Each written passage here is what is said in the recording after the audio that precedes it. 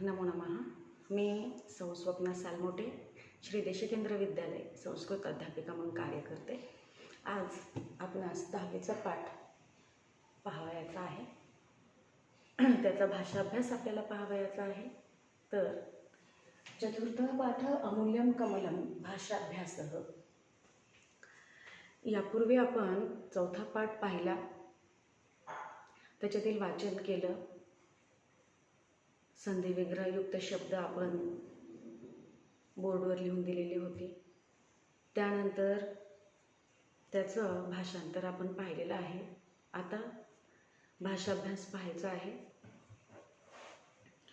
प्रश्न क्रमांक 1, पूर्ण वाक्येन उत्तरम लिखत. सुदासह कह आसीत.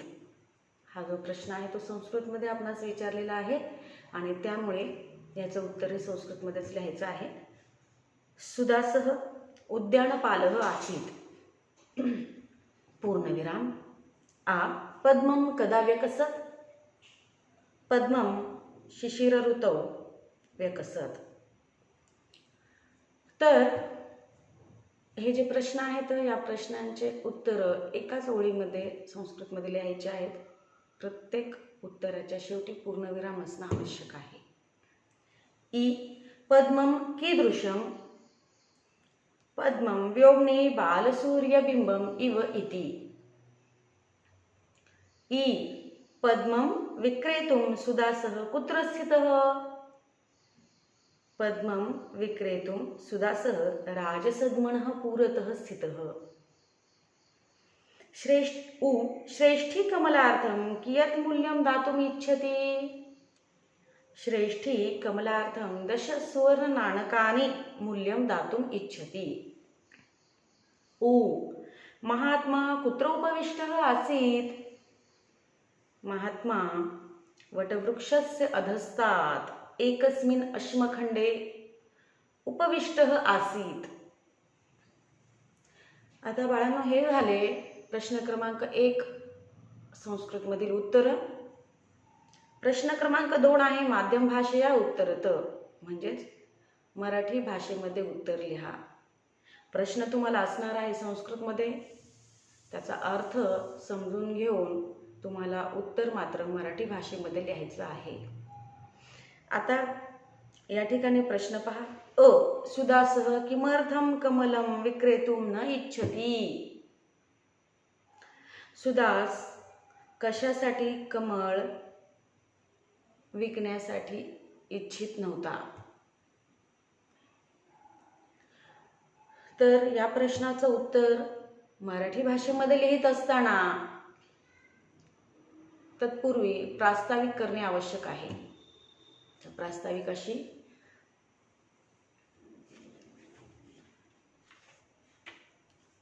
चतुर्थ पाठ अमूल्यम कमलम यामधील प्रस्तुत प्रश्न विचारण्यात आलेला आहे. ही झाली तुमची 2 ओळींची प्रास्ताविक. पॅराग्राफ चेंज करून खाली उत्तर लिहायचं आहे तुम्हाला. सुदास हा एक उद्यानपाल होता, माळी होता.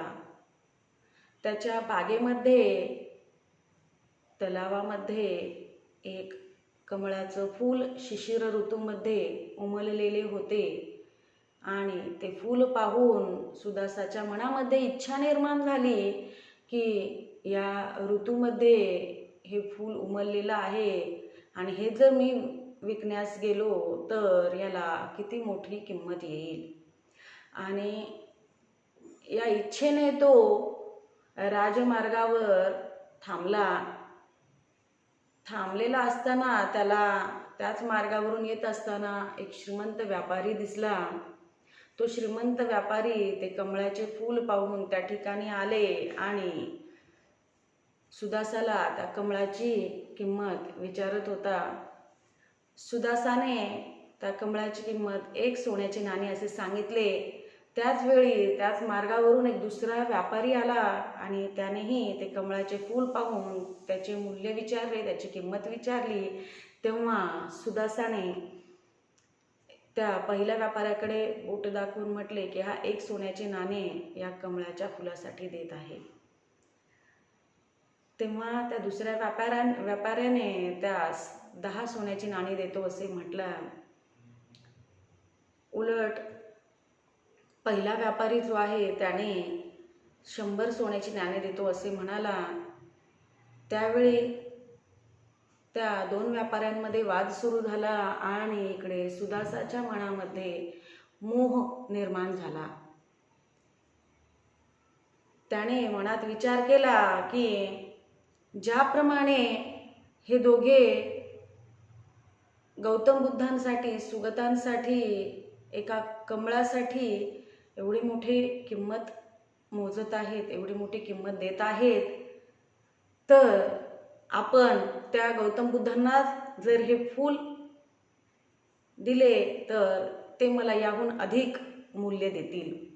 आणि या इच्छेने सुदास ते कमळ विकण्यासाठी इच्छित नव्हता. तर अशा प्रकारे हा दुसरा पॅरेग्राफ झालेला आहे. एक 7 ते 8 ओळीत हा पॅरेग्राफ होतो. आणि त्यानंतर तिसरा जो पॅरेग्राफ असतो तो असतो अशा प्रकारे. पहा, अशा प्रकारे या पाठामध्ये सुदासाच्या मनात मोह निर्माण झाला आणि त्या मोहापायी सुदासाने ते कमळ विकला नाही. तर हा झाला मराठी भाषेमध्ये प्रश्न, त्याचं उत्तर. आता पुढे पहा. आ सुदासः सुगतचरणाभ्याम कमलं किमर्थं समर्पितवान. सुदास सुगत चरणांना कमळ कशासाठी समर्पित केले? तर सुदासाने जे कमळ आहे ते सुगत चरणांवर का म्हणून कमळ समर्पित केले? त्याला तर ते विकायचे होते ना. मग याचं उत्तर आपल्याला मराठी भाषेमध्ये लिहायचं आहे. प्रास्ताविक तीच चतुर्थः पाठः पाठ 4 अमूल्यम कमलम यातील प्रस्तुत प्रश्न करण्यात आलेला आहे. उत्तर. सुदास एक उद्यानपाल होता.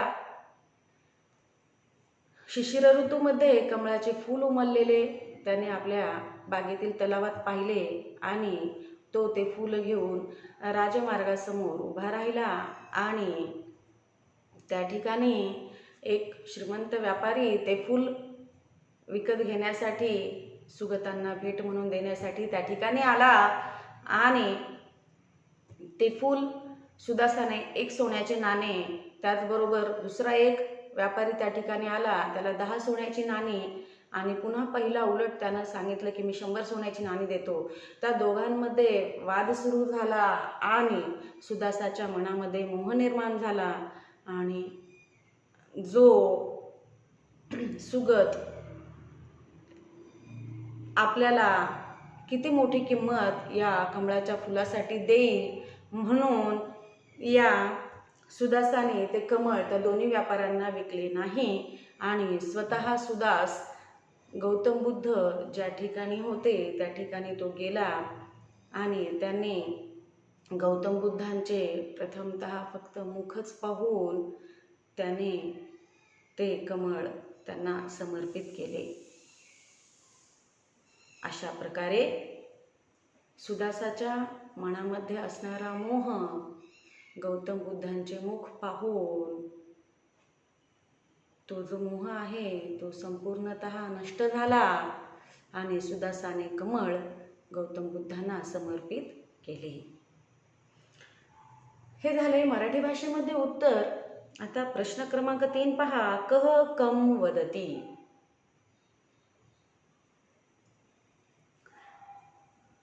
कह कम वदती कोण कोणास म्हणतो? अ भद्र भगवान सुगतः संप्रते तस्मिन् नगरे वसति. सार्थवाहः सुदासं वदति. पूर्णविराम. आ अहं 10 सुवर्णनाणकानि यच्छामि. श्रेष्ठी सुदासं वदति. इ एष महाभागः एकं सुवर्णनाणकम् एतस्यार्थे दातुमिच्छति. सुदासः श्रेष्ठिणं वदति. ई वत्स किमिच्छसि भगवान सुगतः सुदासं वदति। उ नमो भगवते सुदासः सुगतं वदति। पुढे प्रश्न क्रमांक 4 प्रश्न निर्माणं कुरुत। किम हे आपण 8वीला प्रश्नार्थक सर्वनाम पाहिलेला आहे। जेव्हा परीक्षेमध्ये तुम्हाला प्रश्न निर्माणं कुरुत असा प्रश्न विचारला जातो तेव्हा त्या प्रश्नामध्येच एका शब्दाला अंडरलाईन केलेली असते, त्याची विभक्ती पाहायची आहे, त्याचं लिंग पाहायचं आहे आणि त्यानुसार किम प्रश्नार्थक सर्वनामाचं योग्य रूप त्या ठिकाणी ठेवायचं आहे आणि शेवटी प्रश्नार्थक चिन्ह द्यायचं आहे। पहा, अ सुगत एवाधिकतमं मूल्यं मह्यं दद्यात्। या ठिकाणी मह्यम या शब्दाला अंडरलाईन केलेली आहे, त्या ठिकाणीच आपल्याला किम सर्वनामाचं योग्य रूप ठेवायचं आहे। सुगत एवाधिकतमं मूल्यं कस्मै दद्यात्, प्रश्नार्थक चिन्ह त्या ठिकाणी आवश्यक आहे। जर ते दिलं नाही तर त्या वाक्याचा उपयोग होणार नाही, कारण तुम्हाला प्रश्नामध्येच आहे ते प्रश्न निर्माण करा। त्यानंतर आ भगवतो वदनं धामना राजते स्म। उत्तर पहा, भगवतो वदनं केन राजते स्म प्रश्नचिन्ह। प्रश्न क्रमांक 5 संधी विग्रहं कुरुत। संधी विग्रह हे मी तुम्हाला पाठाच्या वेळेस काही बोर्डवर लिहून दिलेली होती, त्याचा मी अभ्यास करा असं म्हटलं होतं, कारण संधी विग्रह हे आपल्याला पाठ वाचनाच्या वेळी अतिशय उपयुक्त असं आहे। तर पहा, अ कश्चित उद्यानपालः, कश्चित त हलंत अधिक उद्यानपालः समोर पूर्णविराम आवश्यक आहे। आ चरणयोरर्घ्यं, चरणयोः विसर्ग अधिक अर्घ्यम महलंत पूर्णविराम। ई सोवदत, सह अधिक अवदत पूर्णविराम। ई इत्यब्रवीत, इति त्याला पहिली वेलांटी अधिक अब्रवीत पूर्णविराम। प्रश्न क्रमांक 6 समानार्थक शब्दान लिखत। समानार्थी शब्द आपल्याला लिहायचे आहेत। पहा, तडागः, तर या ठिकाणी सरह असा शब्द येतो। जेव्हा तुम्ही समानार्थी शब्द उत्तरपत्रिकेमध्ये लिहित असता तेव्हा तो प्रश्न जो आहे तडागः तो एक लिहून त्यासमोर 2 रेषा ओढायच्या आहेत आणि समोर सरह हा शब्द लिहून पूर्णविराम द्यायचा आहे। तुम्ही 2 डॉट देता, 1 रेष देता, त्याचा काही उपयोग होणार नाहीये। तर तडागः बरोबरचं चिन्ह आणि पुढे सरह पूर्णविराम आवश्यक आहे।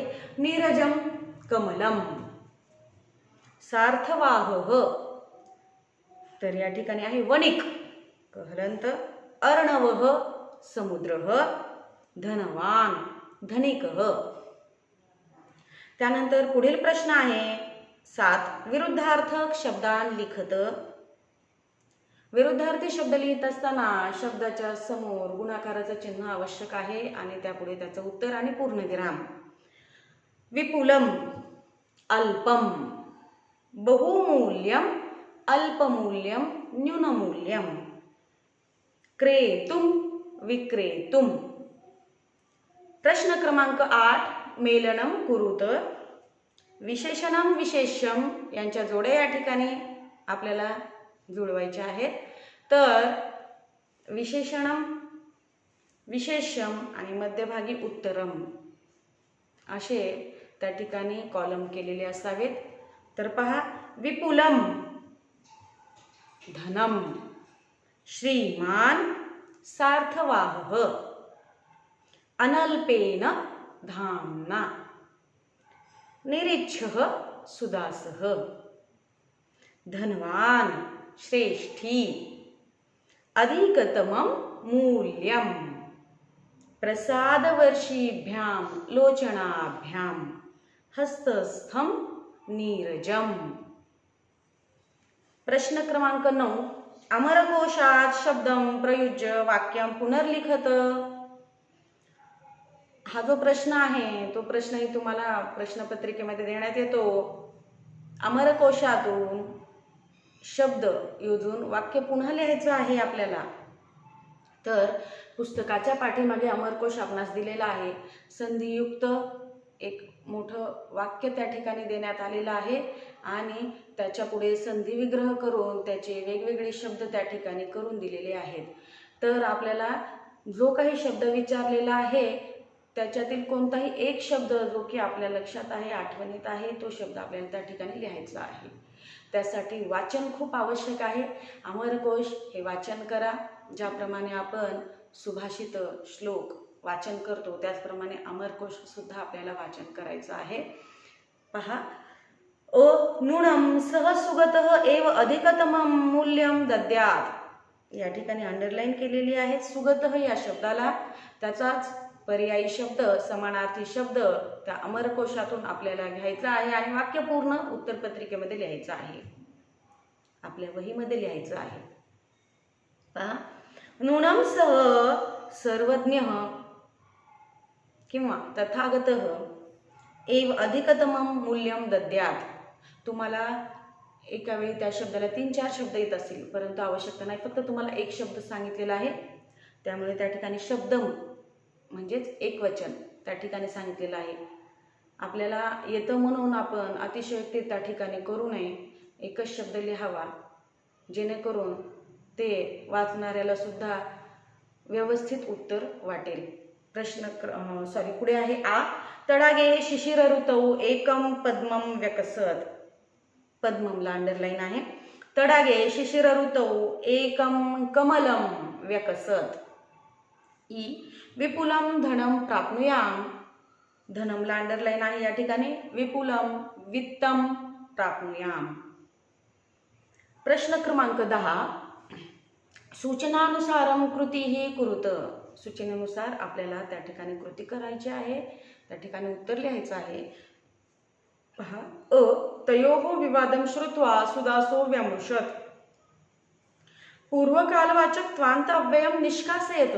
त्वांतव्य काढून टाकायचे. वाक्यामध्ये अगोदर पाहायचं आहे त्वांतव्य कोणता आलेला आहे. इथे काही अंडरलाईन दिलेली नाहीये. तुम्हाला शोधून त्या ठिकाणी उत्तर लिहायचं आहे. श्रुत्वा हे त्वांतव्य आहे. याचा आपण अभ्यास 9वीला केलेला आहे. तर पहा, तयोः विवादम अशृणोत सुदासो व्यमृशत च पूर्णविराम. आ. त्वं किम इच्छसि. त्वं इत्यस्य स्थाने भवान इति योजयत. त्वं या शब्दाच्या ऐवजी तुम्हाला भवान हा शब्द त्या ठिकाणी ठेवायचा आहे. तर पहा उत्तर, भवान किम इच्छति पूर्णविराम. काही जण भवान किम इच्छसीच लिहितात, पण नाही, भवान किम इच्छति. त्यानंतर ई. मे आत्मा कृतार्थताम लभताम. लंगलकारे वाक्यम परिवर्तयत. लंगलकार म्हणजेच प्रथम भूतकाळ. मे आत्मा कृतार्थताम अलभत. तो पूर्ण येईल या ठिकाणी. ई. शिशिर ऋतौ पद्मम व्यकसत. बहुवचने लिखत. बहुवचनामध्ये हे वाक्य लिहायचं आहे. शिशिर ऋतौ पद्मानि व्यकसन. त्यानंतर पुढे आहे उ. सुदासः सुगतचरणाभ्याम कमलम समर्पितवान. वाच्य परिवर्तनम कुरुत. वाच्य परिवर्तन म्हणजेच प्रयोग आपल्याला या ठिकाणी करायचा आहे. सुदासेन सुगतचरणाभ्याम कमलानी सुदासः सुगतचरणाभ्याम कमलम समर्पितम. कमलम द्वितीय विभक्ती आलेली होती प्रश्नामध्ये, त्याची प्रथमा आपण त्या ठिकाणी घेतलेली आहे कमलम. ते कमल नपुंसकलिंगी आहे म्हणून, आणि त्या कर्माच्या विभक्तीनुसारच त्या ठिकाणी त्याच्या रूपानुसारच समर्पितम हे क्रियापद त्या ठिकाणी घेतलेलं आहे. उ. अहम विपुलम धनम प्राप्नुयाम. लकारम लिखत. लकार लिहायचा आहे त्या ठिकाणी. प्राप्नुयाम या शब्दाला अंडरलाईन केलेली आहे. तर पहा, अहम विपुलम धनम प्राप्नुयाम असं लिहायचं आहे आणि त्याच्या पुढे डॅश करून पुढे लिहायचं आहे विधी लिंग लकार आणि पुढे पूर्णविराम द्यायचा आहे. तर अशा पद्धतीनं हा चतुर्थ पाठ अमूल्यम कमलम आपण पाहिलेला आहे. पाठवाचन, संधिविग्रह, त्याचा अनुवाद आणि त्यानंतर आपण भाषाभ्यास घेतलेला आहे. आता मुलांनो, आपण हा पाठ व्यवस्थितरित्या काळजीपूर्वक घरी वाचन करायचं आहे. त्या पाठाचा अनुवाद मनानं लिखाण करायचं आहे आणि त्याचनुसार त्याच्या पुढे आपल्या वहीमध्ये भाषाभ्यास लिहायचा आहे. लाल पेनचा वापर करायचा नाही आहे. प्रश्न लिहून त्या खाली उत्तर लिहायचं आहे. प्रत्येक प्रश्न विचारपूर्वक काळजीपूर्वक आपण त्या ठिकाणी त्याचं उत्तर लिहायचं आहे. अशा पद्धतीनं या पाठाचा भाषाभ्यास जर तुम्ही मनानं लिखाण केला, थोडंसं चुकणार झाला चुकू द्या, परंतु पुढचे पाठ तुम्हाला त्याच्यातील भाषाभ्यास तुम्हाला सोपा जाईल. तर अशा पद्धतीनं आपण वाचन करायचं आहे, लिखाण करायचं आहे. वाचन जर केलं तर बरोबर तुम्हाला लिखाण जमेल, कारण आपली लेखी परीक्षा आहे ती 80 गुणांची आहे. त्यामुळे आपल्याला जास्तीत जास्त सराव लिखाणाचा करायचा आहे. आपल्याला पाठ समजला असेलच. काही शब्द, काही त्याच्यातील अर्थ आपल्याला येत नसतील तर ते लिहून काढायचे आहेत, त्याचा सराव करायचा आहे. या ठिकाणी आपण थांबूत. आपण अभ्यास करा, वाचन करा, लिखाण करा. धन्यवाद.